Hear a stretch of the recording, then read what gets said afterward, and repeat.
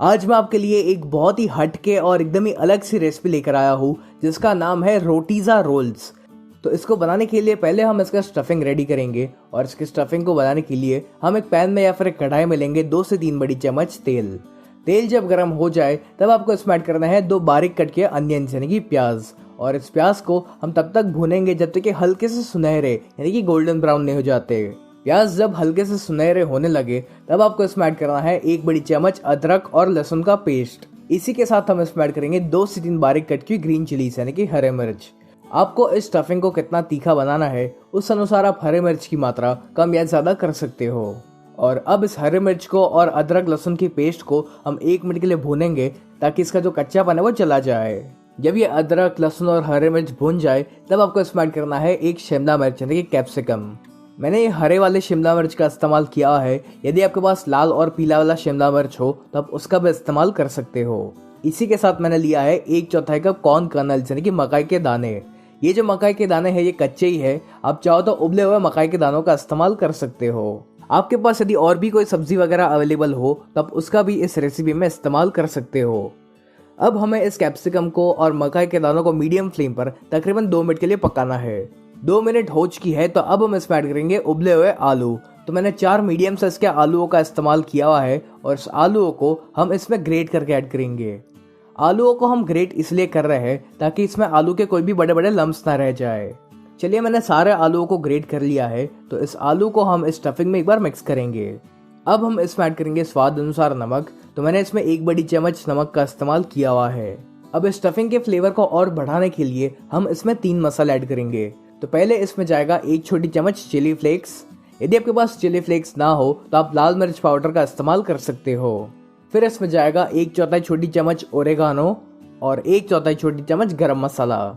इसके अलावा आपको और कोई भी मसाला डालने की जरूरत नहीं पड़ेगी। इन 3 मसालों से ही इस स्टफिंग का टेस्ट बहुत ही बढ़िया आएगा। चलिए इन मसालों को भी हम इस स्टफिंग में एक बार मिक्स कर लेते हैं। हमारा ये जो स्टफिंग है ये ऑलमोस्ट रेडी हो चुका है। तो सबसे आखिर में हम इसमें ऐड करेंगे थोड़ा सा कोरिएंडर यानी कि धनिया, और बस इसको हम एक आखिरी बार मिक्स करेंगे। चलिए हमारे जो स्टफिंग है ये रेडी हो चुका है। तो अब हम गैस की फ्लेम को ऑफ करेंगे और स्टफिंग को आपको पूरी तरीके से ठंडा होने देना है। और जब तक ये स्टफिंग ठंडा होता है तब तक हम इसके लिए डो रेडी करेंगे। तो इस डो को बनाने के लिए मैंने लिया है 2 कप गेहूं का आटा यानी कि व्हीट फ्लावर। आप चाहो तो गेहूं के आटे की जगह पर मैदा का भी इस्तेमाल कर सकते हो। इसी में हम ऐड करेंगे स्वाद अनुसार नमक। अब इस रोटी के फ्लेवर को और बढ़ाने के लिए मैं इसमें ऐड कर रहा हूँ 1 छोटी चम्मच चिली फ्लेक्स, और फिर मैं इसमें ऐड कर रहा हूँ 1 छोटी चम्मच कसूरी मेथी। ये दोनों चीजें डालना ऑप्शनल है, आप इसे नहीं डालोगे तो भी चलेगा। अब हम इसमें ऐड करेंगे तकरीबन 2 बड़ी चम्मच तेल, और फिर इन सभी को हमें एक बार मिक्स करना है। फिर हमें इसमें थोड़ा थोड़ा पानी ऐड करते जाना है और इसका हम एक डो बनाएंगे। तो ये जो डो हम बना रहे हैं ये सेमी सॉफ्ट होना चाहिए, बिल्कुल वैसा ही जैसे कि हम रोटी के लिए डो बनाते हैं। इस डो को आप 1-2 मिनट के लिए अच्छे से मसल लिए ताकि ये एकदम ही स्मूथ हो जाए। चलिए अपना ये जो डो है ये रेडी हो चुका है। तो अब हम इसको ढक कर इसे हम तकरीबन 10 मिनट के लिए रेस्ट करने देंगे। चलिए हमारे डो ने भी अब तकरीबन 10 मिनट के लिए रेस्ट कर लिया है। तो इस डो को हम वापस एक बार मसलेंगे और फिर हमें इस डो में से मीडियम साइज के बॉल्स बनाने हैं। अब किसी भी एक फ्लैट सरफेस के ऊपर या फिर एक चकले के ऊपर आपको थोड़ा सा गेहूं का आटा छिड़कना है। फिर इस चकले के ऊपर इस डो को रख कर हम इसको बेलेंगे। इसको बेलते समय पर आपको इसको ना ही बहुत ज़्यादा मोटा बेलना है और ना ही बहुत ज़्यादा पतला बेलना है। तो इसकी जो थिकनेस है उसको आप मीडियम रखिएगा। चलिए इसको मैंने बेल लिया है और इसको आपको इस तरह से लंबा बेलना है। अब मैंने एक तवे को गर्म करने के लिए रख दिया था और ये जो रोटी हमने बनाई हुई है इसको हम फटाफट से सेक लेते हैं। तो इसको आप मीडियम या फिर हाई फ्लेम पर ही सेकिएगा। यदि आप इसको स्लो फ्लेम पर सेकने जाओगे तो आपकी जो रोटी है ये काफ़ी हार्ड बनेगी और फिर आप उसको फोल्ड करने में काफ़ी दिक्कत आ सकती है। तो इसीलिए आपको इसको मीडियम या फिर हाई फ्लेम पर सेकना है। अब इसके ऊपर हम थोड़ा सा ऑयल अप्लाई कर लेते हैं और फिर इसको पलट कर हमें इसकी दूसरी साइड पर भी ऑयल अप्लाई करना है। आप चाहो तो ऑयल की जगह पर बटर का भी इस्तेमाल कर सकते हो।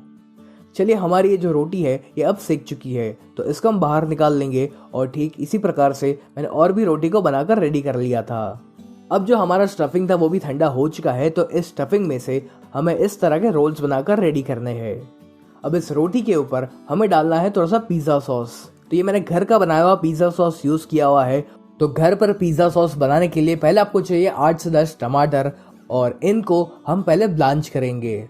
लेकिन इनको ब्लांच करने से पहले हम इसके ऊपर इस प्रकार से एक्स शेप मार्क करेंगे, ताकि जब ये अच्छे से ब्लांच हो जाए तो इसकी जो स्किन है वो आसानी से निकल पाए।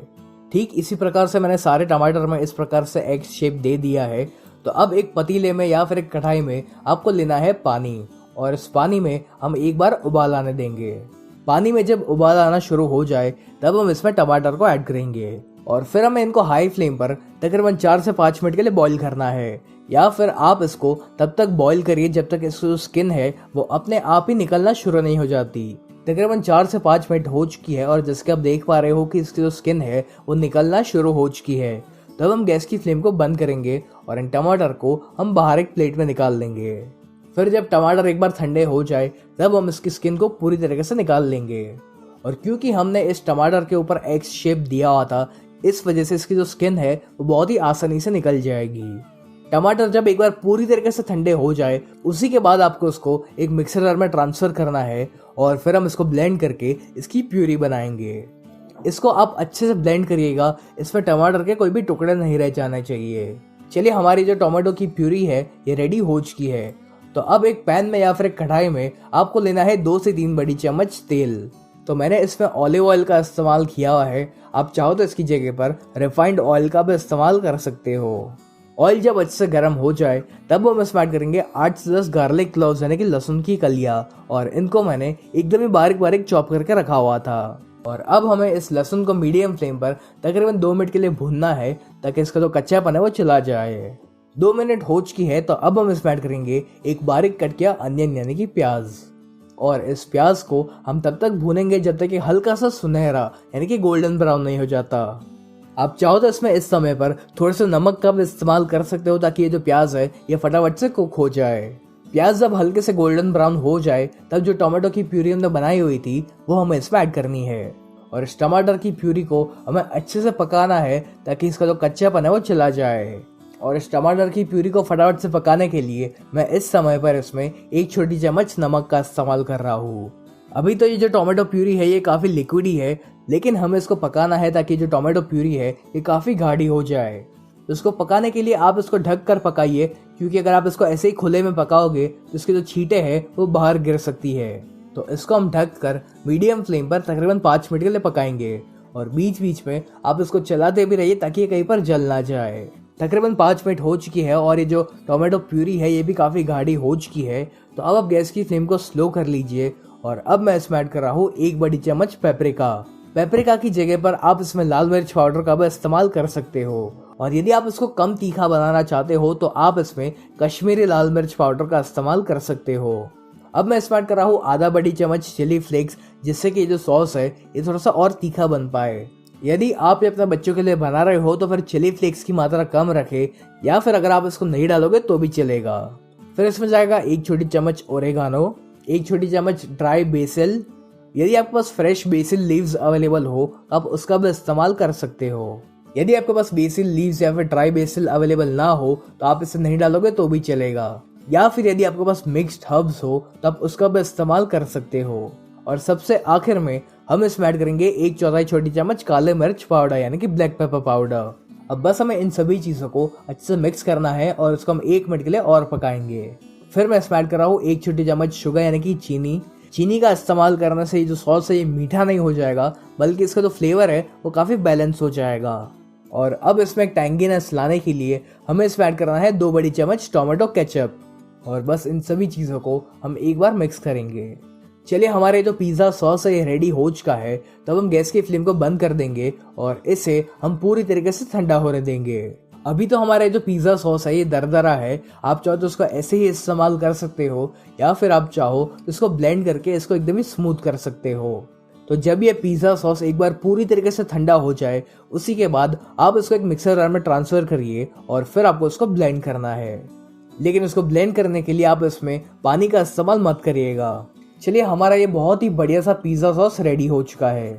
अब जो स्टफिंग का रोल हमने बनाकर रेडी किया हुआ था वो हमें इसके किसी भी एक साइड पर रखना है, और फिर हम इस रोटी को फोल्ड करते जाएंगे। अब इस रोल को हमें बीच में से एक बार कट करना है। चलिए, हमारा ये जो रोल है ये ऑलमोस्ट रेडी हो चुका है, और ठीक इसी प्रकार से आपको बाकी सारे रोल्स को भी बनाकर रेडी करना है। जब सारे रोल्स इसी तरह से बनकर रेडी हो जाए तब हम इसके ऊपर ऐड करेंगे थोड़ा सा चीज़। तो मैंने ये प्रोसेस चीज़ का इस्तेमाल किया हुआ है। आप चाहो तो मोज़रेला चीज़ का भी इस्तेमाल कर सकते हो। अब आप चाहो तो इसको ऐसे ही खा सकते हो या फिर आप इसको एक बार सेक सकते हो ताकि जो चीज़ है वो मेल्ट हो जाए। तो अब मैंने एक पैन में थोड़ा सा बटर लिया हुआ है और जब ये बटर मेल्ट हो जाए तब जो रोल्स हमने बनाकर रेडी किए थे वो हम इसके अंदर रखने हैं। अब इन रोल्स के ऊपर मैं थोड़े से मकाई के दाने रख रहा हूँ ताकि ये दिखने में और भी अच्छे लग सके। अब इसको ढक कर हमें इसे स्लो फ्लेम पर 1 से 2 मिनट के लिए पकाना है ताकि जो चीज़ है वो हल्का सा मेल्ट हो जाए। चलिए तकरीबन 2 मिनट हो चुकी है तो अब इन रोल्स को हम बाहर निकाल लेंगे। लीजिए हमारा ये बहुत ही बढ़िया सा रोटीज़ा रोल बनकर रेडी हो चुका है। तो आप भी एक बार इस रोटीज़ा रोल की रेसिपी को ज़रूर ट्राई करना और आपको और कौन सी रेसिपीज देखनी है ये आप मुझे कमेंट्स में ज़रूर बताइएगा।